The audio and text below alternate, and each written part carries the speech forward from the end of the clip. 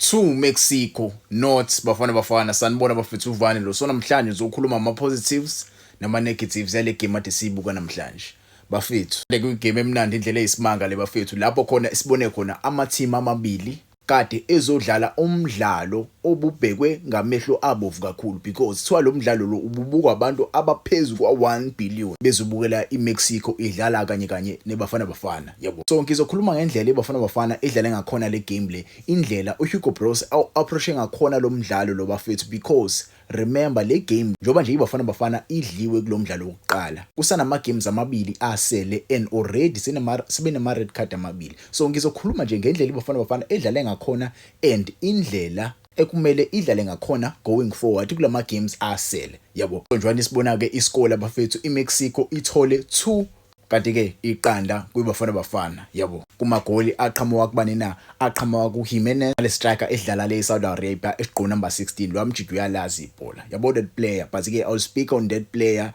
later on throughout the video too. Ngoba nazi ke bafethu, I like to start with the approach. I-approach kabani na, i-approach kaHugo Broos, indlela lo mdlalo lo awu-approach ngakhona, indlela aqale ngakhona kulo mdlalo. So iyona ke indlela uHugo Broos aqale ngakhona umdlalo lo. Njani nibona nje bafethu, ubedlala ngabani na, ubedlala nge-5-3-2.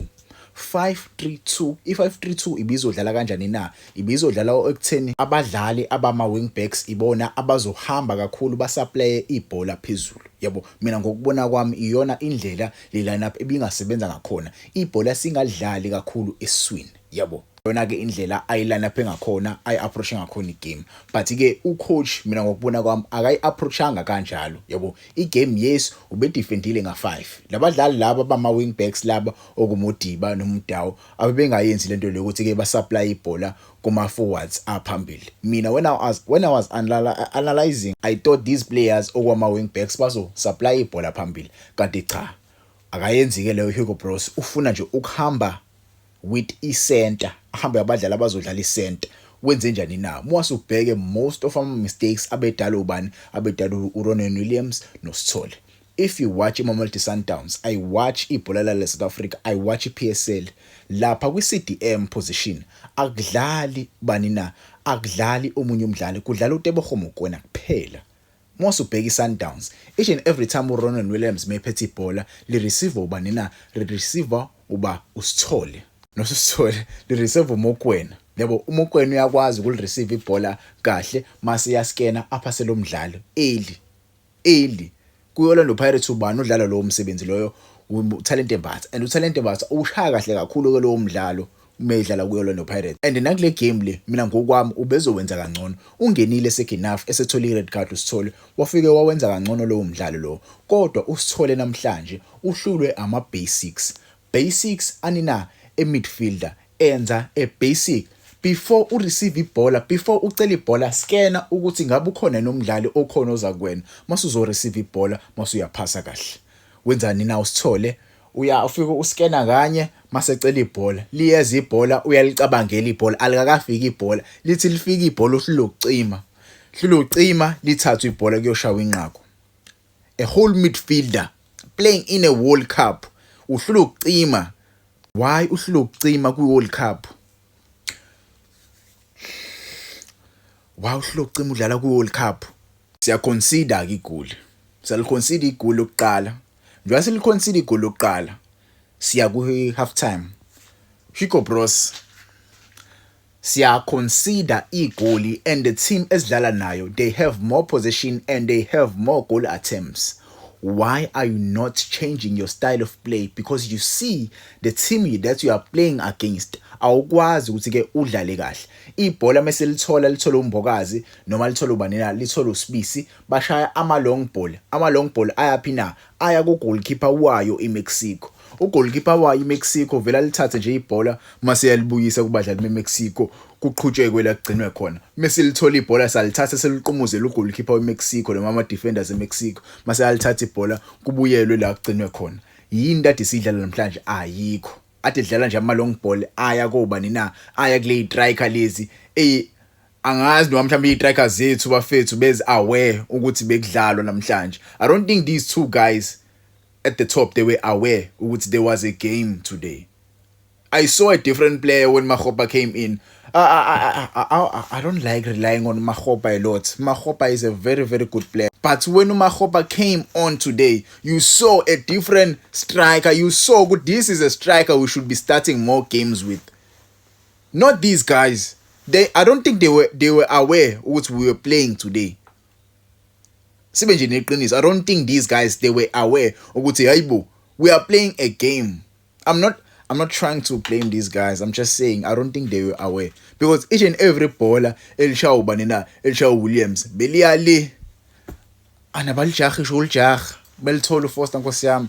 uFoster Nkosiyama ngazi, yo, siyabuya ke second half. Mesibuya second half, why sibuya with the same lineup second half? Why are we returning with the same lineup without any change, with the same mentality?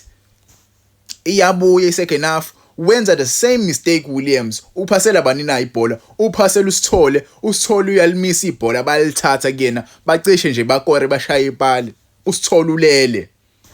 Mesuka lapho uSithole uyowenzani na? Hey, uSithole metsuka lapho because ibhola lithi sesilishayile ibhola, saliqumuza lali.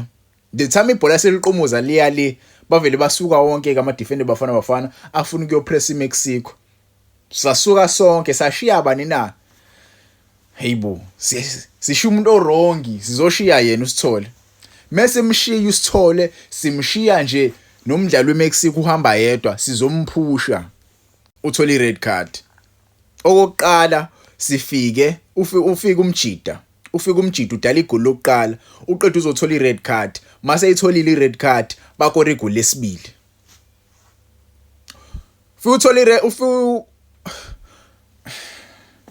Yo guys, Hugo Bros. Mina ngeke mina mfethu hayi. Mina nje ngeke mfethu. Sayishintsha ke game. Sekuthunile. You are putting Osuna Police. You are putting Makgopa. Those guys, they came on and they brought life into the Bafana squad. Why are you bringing on Uzwane in 2026? We are bringing on Uzwane in 2026, bruh. Yo. And Uzwane. And another thing, guys, we need a VAR in South Africa. I don't think these players, they understand what they are playing on a big stage. These players, I don't think they understand they are playing on a big stage. You cannot hit a player in the face. You cannot hit a player in the face ku-World Cup. That's a straight red card. Noma ungathini noma athi umdlali weMexico wahlehlelela kuyena umdlali uZwane. It doesn't justify the fact that umshaya ebusweni ngesandla. You know the VAR will come in and intervene and give out a red card. You know very well. Why didn't you introduce a player like Mfokeng? You see, the next game, I'm glad uSithole uthole red card, and I'm glad uZwane uthole red card. This will show uHugo Bros. Oh, Nkosiyami next game. Ilapho khona sizoqala khona sidlala ibhola next game. This will prove ukuthi uHugo Bros ibafana uyidayisile kule game. Yabona next game leso idlala against i-Czech Republic. Ilapho khona sizoqala khona sidlala ibhola phansi. And I hate the fact that siyodlala ne team strong. Phela le team esiyodlala nabo bafethu is strong le team leyana. Singabe nje yabo iMexico namhlanje ukube thina siyi-approach kahle igame bese ngayiqomba phansi iMexico. Umuntu obedlala against thina siyamazi uHugo Bros. Yabo, I'm not happy with the way things panned out, but again, I'm looking forward for the following game. Let's hope the team pulls their stuff together and they go forward and get the 3 points.